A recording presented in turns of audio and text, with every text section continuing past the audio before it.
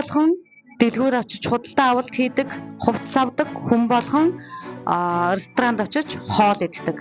Гэхдээ хүн болгон өөр өөрийн гэсэн зэндааны газруудаар үйлчлүүлдэг юм байна. Хамгийн сонирхолтой нь та аль зэндааны дэлгүүрт очиж худалдаа авалт хийн, тэр зэндаанда тохирсон орлогыг танд universe танд илгээдэг. За тийм хамгийн сонирхолтой нь хэрвээ та дандаа тэр хямдхан хоолны газрууд байдаг, тэр хямдхан хувцснууд зарагддаг тийм газраас хувцас авч хоол авч идэх өөрийгөө сургасан байвал та дараа нь маш үнэтэй зэрэглэлийн газар очиж хоол идэх эсвэл хувцас авах үед та тэр үед өөрөө мэдлэгүйгээр эвгүй санагдана. Хүн болгон тань руу хараад байгаа ч юм шиг. Хүн болгон гоё хувцаслан таал нэг эвгүй хувцалсан ч юм шиг. Энэ бол бидний бие тэр зүйл дээр дасаагүй, та тэр хуучин ордог байсан газруудаа дассаныг харуулж байгаа. Тэгэхээр бид нар энэ амьдралдаа өөрчлөлтийг авчирж иж, бид нар өөр хүн болж иж, бид нар дэрэх орлого маань бас өөрчлөгддөг байх нь. Тэгэхээр үнэтэйч байсан хамаагүй зэрэглэлийн ресторанд оч. Тэнтхийн энергитэй нэгд. Тэр атмосфер буюу тэр газар байгаа хүмүүстэй бие тасга.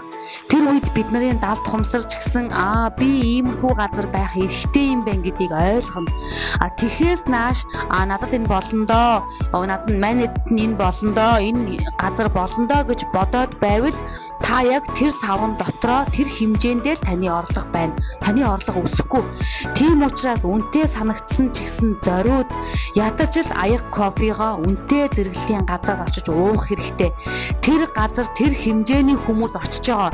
Тэгэхээр тэр хэмжээний энергийг та өөртөө авч байгаа. Ядаж хоол авдгүй маа гэхэд аяг кофега уугаад 2-3 цаг тэндээ бай. Ингэснээрээ та тэр газрын энергитэй нэгдэж тийм мөнгийг олдог болно. Ихэнх хүмүүс харамсалтай нь энэ шин зүйлүүдийг хийж үзээгүй байдаг. За манайдын очдог газар биш штэ. Бидний очдог газар энэ гих мэтчлэн өөрийнхөө хитгэн тэр зэндааны газруудаа сонголтоо хийгээд тэнд л очиод байдаг.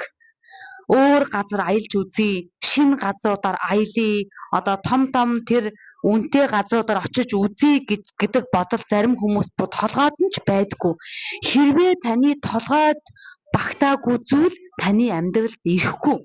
Тэгэхээр ядаж та энэ зүйлийн талаар бодож үзсэн, туршиж үзсэн, очиж үзсэн байх хэрэгтэй. Ядаж тэр мөрөөдлийнхаа машин та дотор нь сууж үзсэн байх хэрэгтэй. Барьж үзсэн байх хэрэгтэй. Ингэжээж бид нар тэр зүйлийг татна. Хэрвээ та элбэг дэлбэг амьдрахыг хүсвэл сэтгэлгээгээ өөрчлөх хэрэгтэй.